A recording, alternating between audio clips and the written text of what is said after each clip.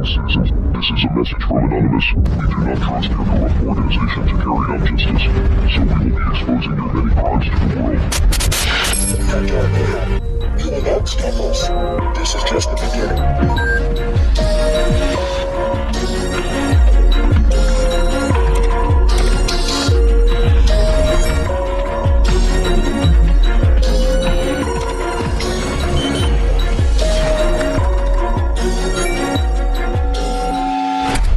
It all started with a small thing. That's me.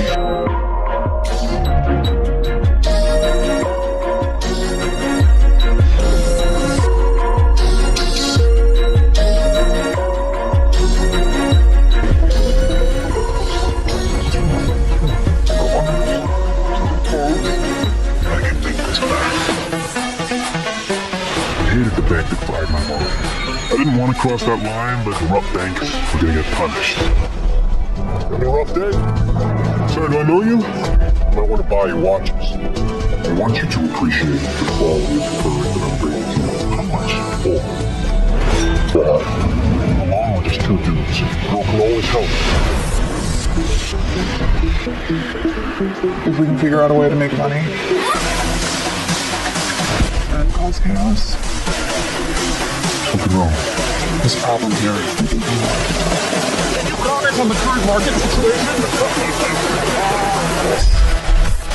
It's not like we're sending anyone a message or hurting the system. We're just making money. So what do you want to do? I want to cause a little chaos. Money is power. That's not always people level. Good thing going here, man. They can do something! No, they can't. I need you here, okay? To send a message to the system, you have to talk in terms of dollars and cents. We're gonna charge you with break-room entry, cyber terrorism, credit card fraud on the federal level.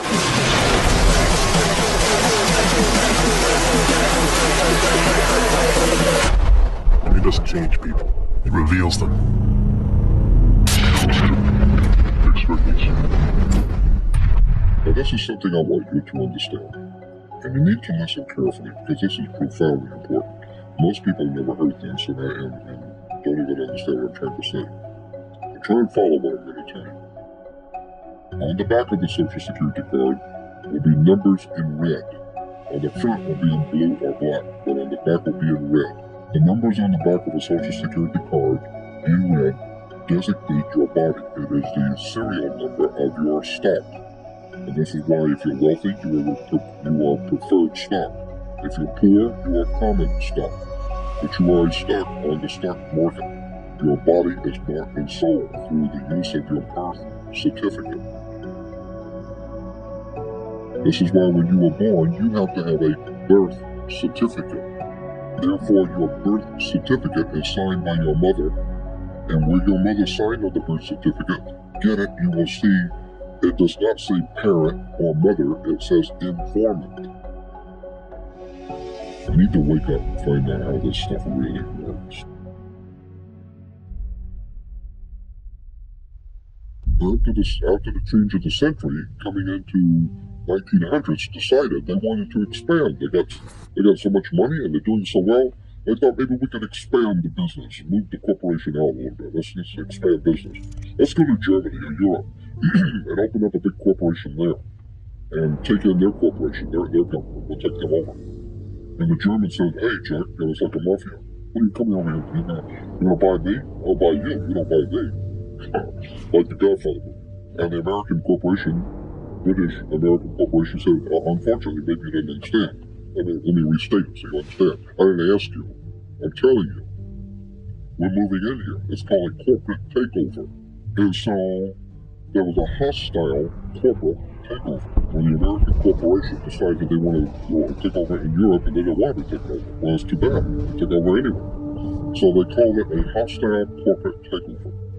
We call it World War I. So the corporation called United States was able to overthrow the existing corporate order in Europe, but it cost a lot of money.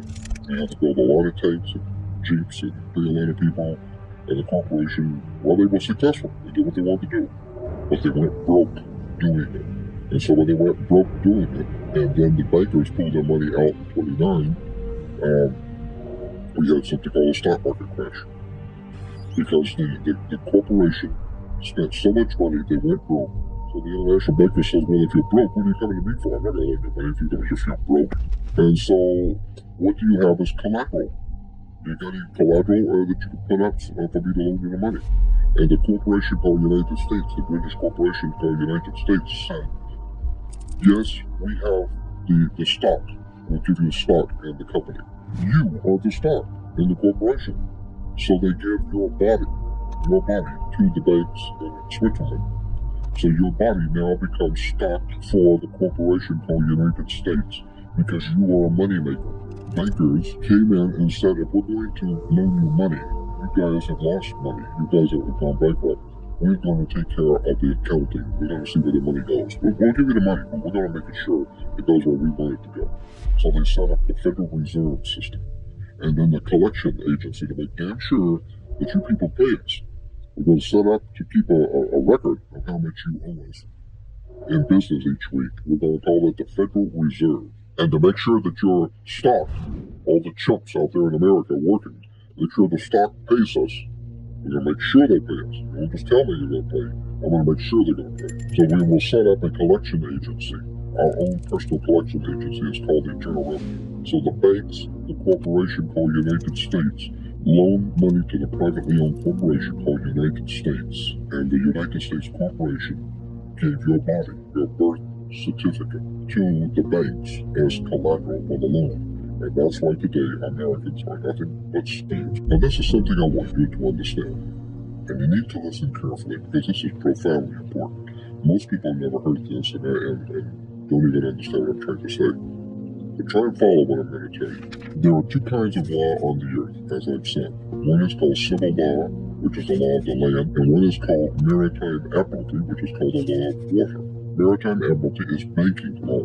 And the law of the maritime admiralty says that you, because you came out of your mother's water, are a maritime admiralty product. This is why the ship is sitting in its berth and is tied to the dock, and the captain has to give a certificate of manifest to the port authorities because money is changing hands. This is why when you are born, you have to have a birth certificate. It's got to be signed by the dock because that's where the ship is tied to, is the dock. So the dock signs your birth certificate.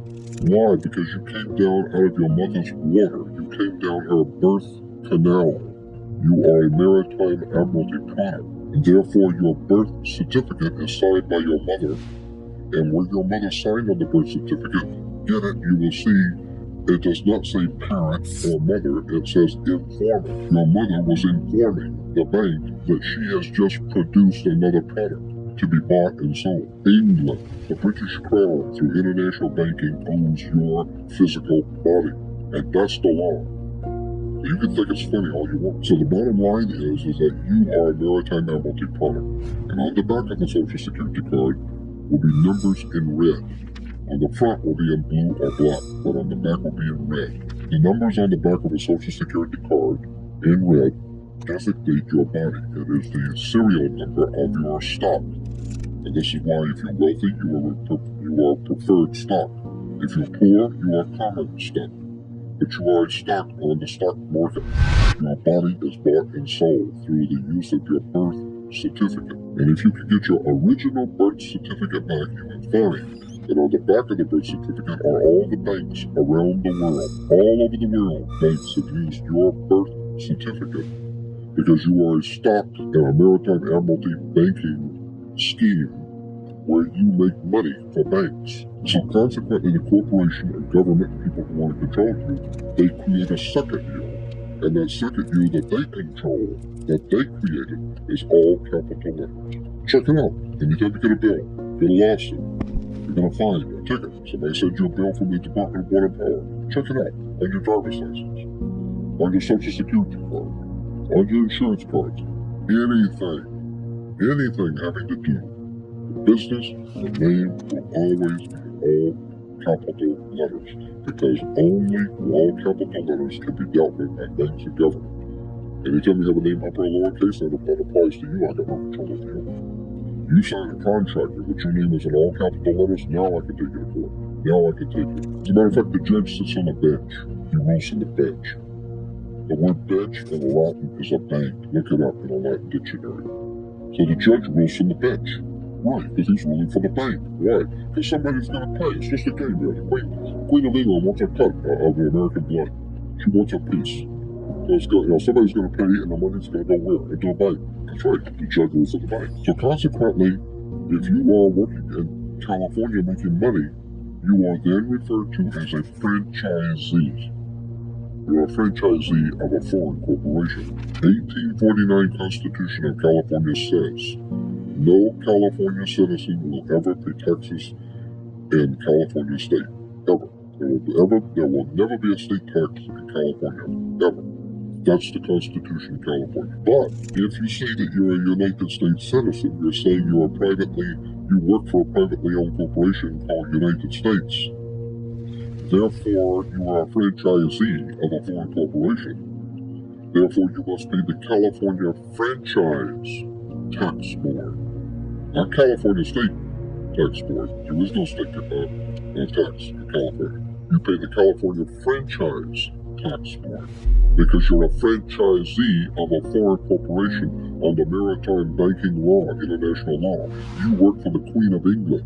Your butt is owned by the Queen of England in a corporation called United States, while a man called Bush is the president of the British corporation. You need to wake up and find out how this stuff really works.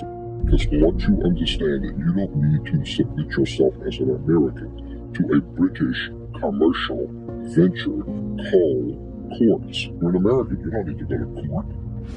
You only go to court because you agreed to go to court. When they send you a subpoena to court or summons to court, and they've sent you something, you look at it and say, hey, Jack, that's not me. That's in all capital letters. All capital letters is a corporation. It's a corpse. It's dead. Do I look like I'm dead to you? No, I'm an American, Jack. I ain't dead. And besides, I'll go to an American system for justice. I don't need no British Grand Lodge Masonic system called courts. This British Grand Lodge Masonic system called Inns of Court comes out of England. And it has manipulated, exploited, and lied to the people. And everybody in America thinks they gotta go to court. Oh, the judge they sent me something that I've gotta go to court. I don't go to anybody's court. I'm an American. I don't need to go to court. That's the difference between being a free man and a slave. Nothing in this world works the way you think it does. Nothing. There's a far higher, bigger picture going on the earth for at least 7,000 years of human history that we modern day people really just don't relate to. All we know is what we live with today. The history of the world we live in. For 3,200 years, Rome has dominated Europe. And for 3,200 years, Europe has dominated the world. Therefore, there is the old saying that all roads lead to Rome. Just keep in mind that what you are seeing happening on the earth today, with all the economic problems, etc., all has a pedigree and all has a background which you need to understand. Our commercial systems, our educational systems, are all based on ancient concepts and belief systems. Knowledge is power.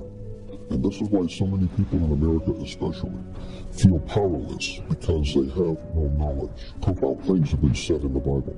For instance, it is written in the Old Testament that my people are dying from the lack of knowledge. And that's certainly true. Today people are dying, they're wasting their lives away because they're ignorant, ill-informed, and unread as to how the world works. And there's another scripture that I think is extremely important that says, where there is no vision, the people perish. Simply meaning that as long as civilization does not understand where we have come from, where we are now, and where is the whole human race going in the future, if you don't have that kind of spiritual vision, then we're going to perish. Educate yourself about how the world really works. Banks do not loan money.